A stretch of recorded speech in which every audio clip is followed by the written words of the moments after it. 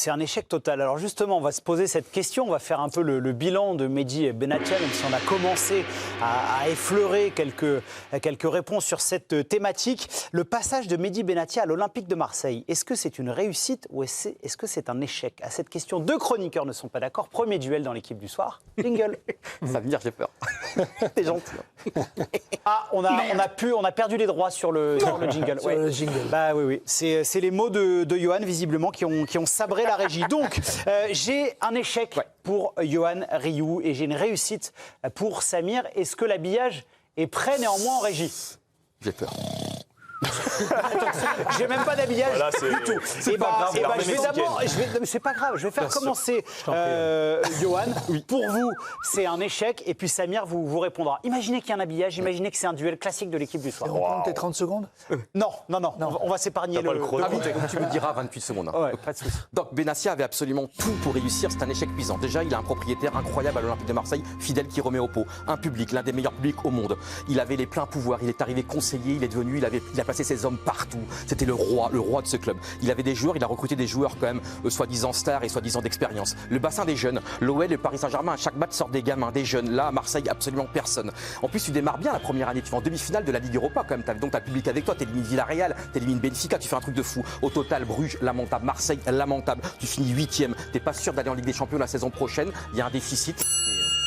Terminé. Réponse de Samir qui pense que c'est une réussite le passage pour de moi, Mehdi c'est une Benatia. réussite pourquoi? Parce que sur le contraste des dépenses-ventes sur les 2 années, il y a un bénéfice de 18 millions d'euros. Quand il est arrivé en 2023-2024, l'effectif valait 311 millions d'euros sur Transfer Market. Aujourd'hui, il en vaut 400 millions d'euros. Il vaut 400 millions d'euros, tout en sachant qu'il a réduit la masse salariale du club. Il a donc une gestion financière saine.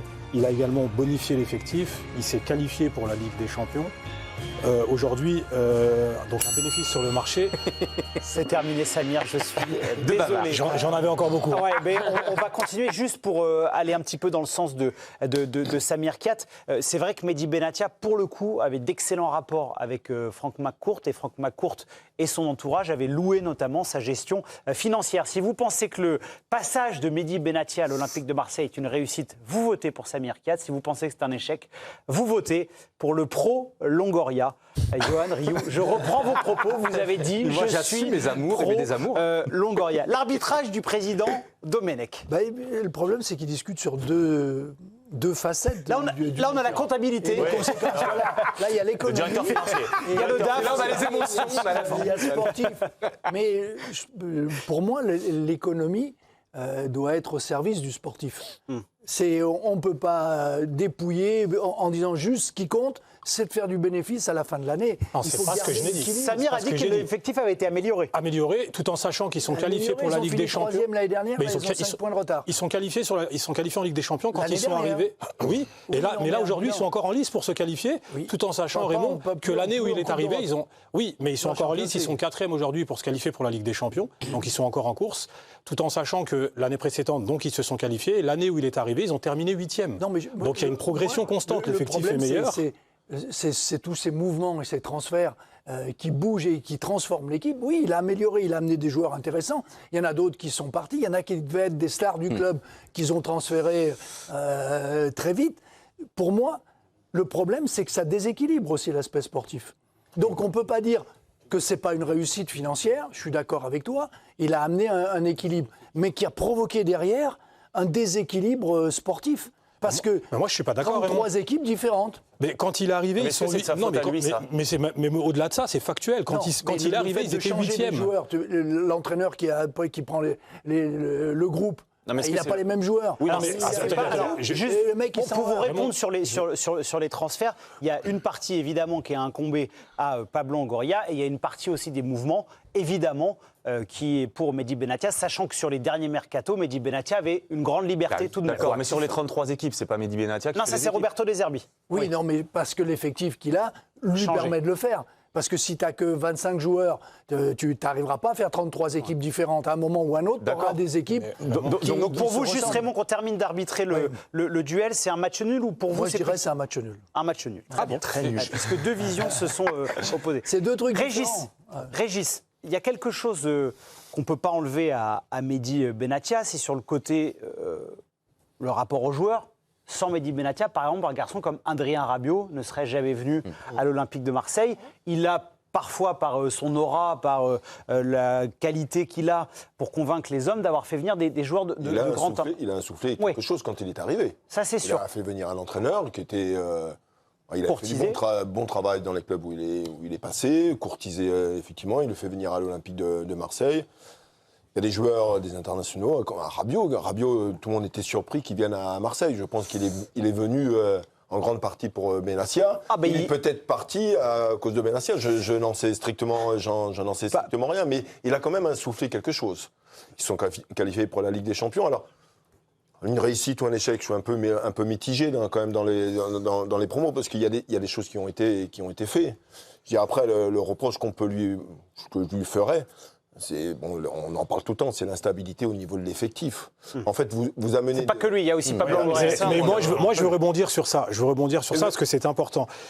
Créer de l'instabilité au niveau de l'effectif, quand tu apportes des joueurs de qualité... Régis, tu es coach. Oui, mais je vais... Si chaque année, on te... Je sais où tu veux aller. Non, mais si chaque année... Non, mais je termine juste, Raymond, c'est important. Oui. Donc le débat va pas être le même. Non, du tout. Là, je vais vraiment axer sur l'aspect sportif. Si vous êtes coach et que chaque année on vous change 12 joueurs et qu'on vous ramène 12 joueurs meilleurs que les 12 précédents, pour moi, même s'il change 12 joueurs, à partir du moment... Après, effectivement, pour un coach, et c'est aussi le rôle d'un coach, une équipe, quand tu la formes, c'est un puzzle. Il faut que les joueurs soient complémentaires. Je pense que c'est le seul aspect, peut-être, sur lequel...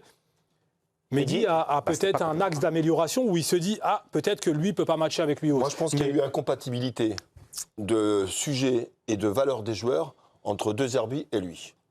Je dis pourquoi ils ont fait autant de changements. Je pense que De Zerbi a été... Parce qu'il a quand même donné son aval. Il parlait à 3, bien sûr. Il parlait à 3, tel profil de joueur, tu connais tout ça. À tel poste, il y a eu des échecs. Par rapport au milieu, par exemple, où ça manquait un peu de force, ça manquait de présence athlétique, ils ont fait des choix. Et moi, je pense qu'ils se sont rendus compte qu'ils s'étaient trompés sur des joueurs. Oui. Et ils sont un peu... Le meilleur exemple, c'est Matt O'Reilly, qui est arrivé, qui a joué, puis du jour au lendemain, qui est sorti, et le prêt a été pété cet hiver. Oui, mais quand tu vois les rebonds... Ils n'ont pas accepté un peu cet échec, un peu des deux personnes. Et après... Tu t'es trompé, je me suis trompé. Tu t'es trompé, je connais très bien ça, tu connais très bien ça. Comment ça se passe avec les clubs, avec les directeurs sportifs, les managers et les entraîneurs ici et là.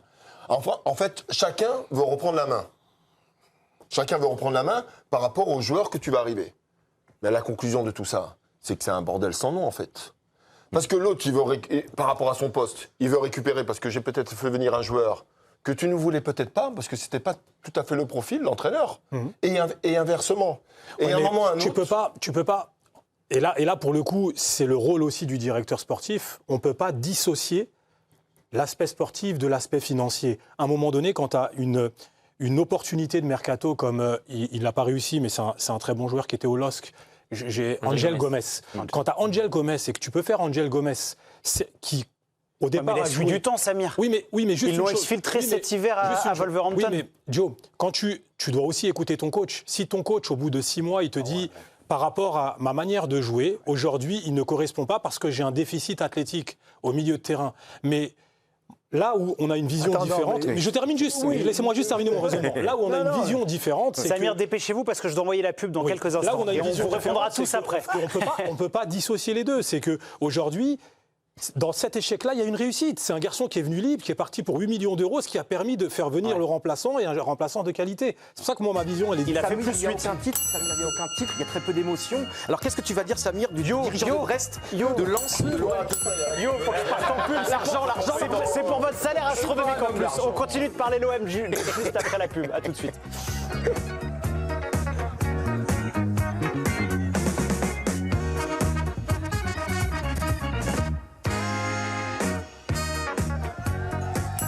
De retour pour la suite de l'équipe du soir, toujours en compagnie de Raymond Domenech, d'Hugo Bonneval. Il y aura une page rugby tout à l'heure, parce que l'équipe de France s'est imposée, mais alors de justesse face au Pays de Galles. Non, pas du tout, c'était une démonstration. Samir Kat est avec nous. Johan Rioux, Régis Brouard aux infos, c'est Maxime Lictevoet. On voulait vous faire écouter ce petit sonore de Véronique Rabiot, puisque la saison de l'Olympique de Marseille avait quand même commencé comme ça, avec cette brouille entre Jonathan Rowe et Adrien Rabiot, qui avait entraîné le départ de l'international français vers le Milan. Et écoutez ce que disait la maman d'Adrien Rabiot, c'est un document RTL. Prendre une décision comme ça, qui est complètement lunaire, c'est aussi mettre l'équipe en difficulté, c'est déstabiliser l'équipe. C'est avoir la tête dans le guidon, ne pas réfléchir, ne pas anticiper. Moi, je vais vous dire, je pense vraiment que le président et le directeur du football ont un costume trop grand pour eux. Je pense qu'ils ne sont pas à leur place, qu'ils n'ont pas le profil du poste et qu'ils sont dévorés par leur orgueil et leur ego surdimensionné et qu'ils sont incapables de contrôler leurs émotions. On l'a vu. De toute façon, j'invente rien. Bon, alors on peut reprocher beaucoup de choses à Véronique Rabiot, mais au moins elle a le mérite de dire ce qu'elle pense. Est-ce qu'avec la saison qui se déroule, Johan, pour l'Olympique de Marseille, c'est vrai que la gestion des nerfs, ça a été quand même une donnée très importante dans la digestion des défaites de l'Olympique de Marseille. Est-ce qu'au final, le costume n'était pas trop grand pour Mehdi Benatia, selon vous, comme le dit Véronique Rabiot, ou elle est totalement à côté ?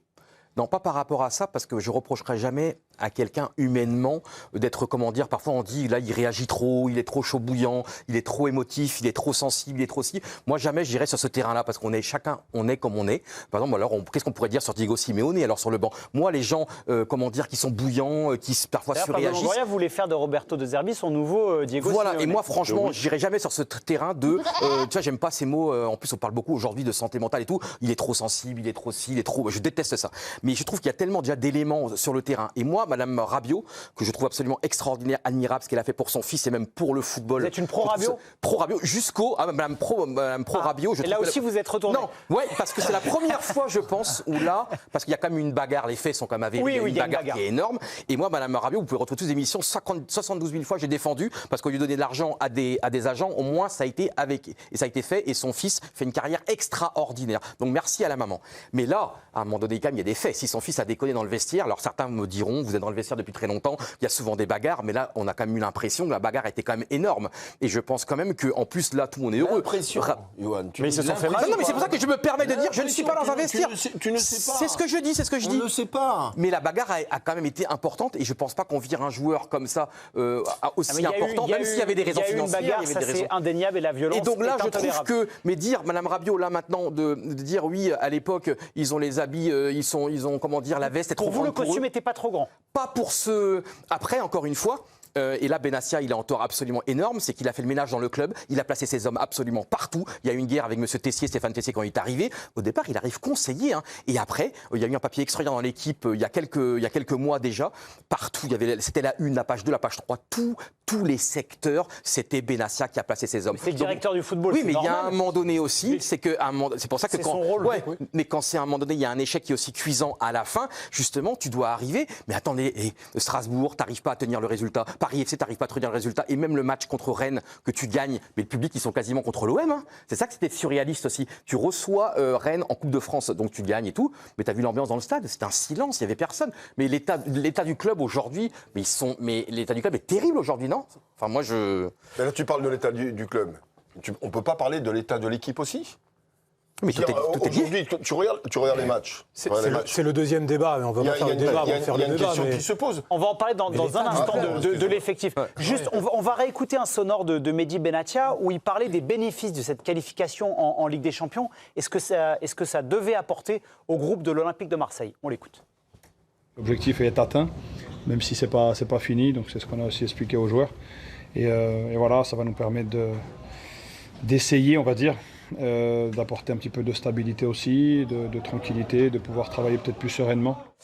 Quand on entend, et c'est pour ça que c'était important de passer cet extrait sonore, on a entendu Pablo Longoria en 2024, Mehdi Benatia la saison passée avec la qualif en Ligue des Champions, tous nous parlent de stabilité, de sérénité.